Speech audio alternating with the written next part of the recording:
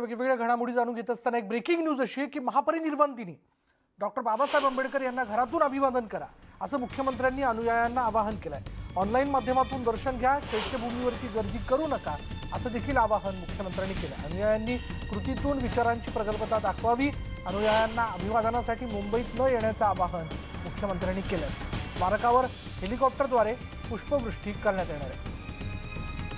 बोलूयात आमचे प्रतिनिधी प्रफुल्ल साळुंखे आपल्याबरोबर। प्रफुल्ल, तसं बघायला गेलं तर यंदाच्या या सोहळ्यावरती कोरोनाचा सावट आहे आणि मुख्यमंत्र्यांनी हे आवाहन केलंय की चैत्यभूमीवरती अनुयायांनी गर्दी करू नये। काय नेमकं त्यांनी म्हटलं?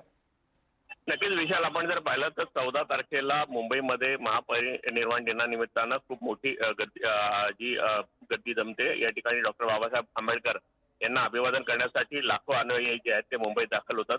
पण यंदा आपण जर पाहिलं तर देशात करोनाचं संकट देखील आहे आणि आता जी दुसरी लाट आहे त्या संदर्भातली बैठक जी आहे आज मुख्यमंत्री उद्धव ठाकरे यांनी सर्व महापालिका आणि जिल्हाधिकारी आणि त्याचबरोबर विविध आरोग्य यंत्रणेची आज बैठक घेतली आणि डॉक्टर बाबासाहेब आंबेडकरांच्या महापरिनिर्वाण दिनानिमित्तानं काय उपाययोजना करता येतील त्या संदर्भातले निर्णय जे आहेत ते आज घेण्यात आले।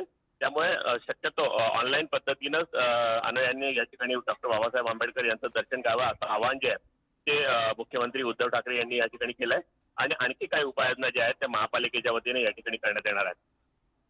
बरोबर। आणि तसं जर बघायला गेलं प्रफुल्ल तर अर्थात मोठ्या संख्येने अनुयायी बाबासाहेबांना अभिवादन करण्यासाठी इथे येत असतात। त्यामुळे जर पुन्हा एकदा जर गर्दी झाली आणि ज्या दुसऱ्या लाटेबद्दलची आपण चर्चा करतोय तर त्याला असं म्हणूयात की हे सगळं वातावरण तयार करण्यासाठी ही गर्दी पूरक ठरू शकते। नक्कीच आपण जर पाहिलं तर अनेक सण असतील, त्याचबरोबर विविध कार्यक्रम आहेत। प्रफुल्ल, मी जरा तुला थांबवतोय। आपल्याबरोबर अविनाश महातेकर आहेत, त्यांच्याशी आपण बोलणार आहोत। अविनाश महातेकरजी, मुख्यमंत्र्यांच्या या आवाहनाकडे आपण कसं बघता? अविनाश महातेकरजी, माझा आवाज येतोय आपल्याला? बरं, त्यांच्यापर्यंत आपला आवाज पोहोचत नाही। प्रफुल्ल, तू सांगत होतास की ही गर्दी हे सगळं वातावरण वाढवण्यामध्ये, हा संसर्ग वाढवण्यामध्ये पूरक ठरू शकते। पाहिलं विशाल की अनेक सण जे आहेत ते सर्व दरम्यानचे सण जे आहेत ते राज्य सरकारने या ठिकाणी सर्व सणांवर बंदी आणली होती आणि अनेक सण जे आहेत ते अत्यंत कमी प्रमाणात साजरी करावे या संदर्भातले जर धोरण जे आपण वर्षभर या ठिकाणी पाहतोय त्याचप्रमाणे 14 डिसेंबर या दिवशी तरी महापरिनिर्वाण दिन आहे। लाखो अनुयायी जे आहेत ते या ठिकाणी दर्शनाला येतात आणि साहजिकच आहे करोनाची दुसरी लाट आहे आणि त्यामुळे संसर्ग वाढण्याचा धोका जो आहे तो खूप मोठा आहे आणि त्याबरोबर मुंबई ही कायम हॉट स्पॉट म्हणून या ठिकाणी राज्यात राहिलेली आहे।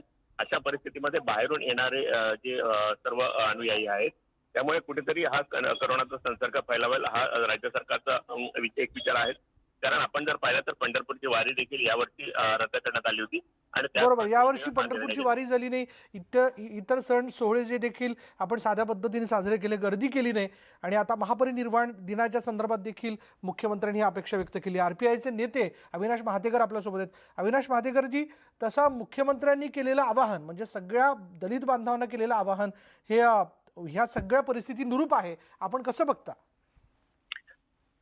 त्यांनी घोषणा करण्याच्या आधीच आम्ही त्यांना रिपब्लिकन पक्षाच्या वतीनं विनंती केलेली होती। आमचं देखील म्हणणं हेच आहे की गर्दीचा व्यत्यय आपण जे टाळत आहोत आणि गर्दीचे प्रसंग आपण टाळत आहोत आणि याच्यातून कोरोनाचा प्रसार होऊ नये याची दक्षता घेत आहोत। या पातळीवर 6 डिसेंबरचा देखील प्रश्न सरकारने हाताळला पाहिजे आणि त्यासाठी त्यांनी जर दूरदर्शनची व्यवस्था केली असेल तर ते अतिशय चांगलं होईल। आमच्या वतीनं आम्ही लोकांना अपील केलेलं आहे की एकूणच देशाची ही परिस्थिती पाहिल्यानंतर 14 एप्रिल असेल किंवा 6 डिसेंबर असेल किंवा धम्मचक्र प्रवर्तनाचा दिन असेल, या दिवशी आपण देखील सामुदायिक गर्दी ही टाळली पाहिजे। माझं एकच या ठिकाणी आवाहन सरकारला राहणार आहे की जी यंत्रणा आपण उभी करणार आहात आणि त्या यंत्रणेच्या माध्यमातून याचा एक जे दूरदर्शनचं एक चैत्यभूमीच्या दूरदर्शनची एक व्यवस्था करणार आहात ती अतिशय व्यवस्थित करावी। त्यामध्ये कुठल्याही प्रकारची हयगय जर झाली तर लोकांचा रोष उद्भवू शकेल। धन्यवाद आमच्याशी बोलल्याबद्दल। अविनाश महातेकर, आरपीआयचे नेते, त्यांनी असं आपल्याला स्पष्ट केलेलं आहे की मुख्यमंत्र्यांनी केलेलं हे आवाहन जे आहे ते अर्थातच परिस्थिती निरूपम आहे, पण त्यापूर्वीच आम्ही मुख्यमंत्र्यांना खरं तर महापरिनिर्वाण दिनाच्या निमित्ताने निवेदन देऊ केलेलं होतं की गर्दी होऊ नये याबद्दलचं आवाहन आपण करावं. या महत्त्वाच्या ब्रेकिंग न्यूज नंतर इथं वेळ झाली की ब्रेकची ब्रेक घेऊयात. पहा फक्त न्यूज 18.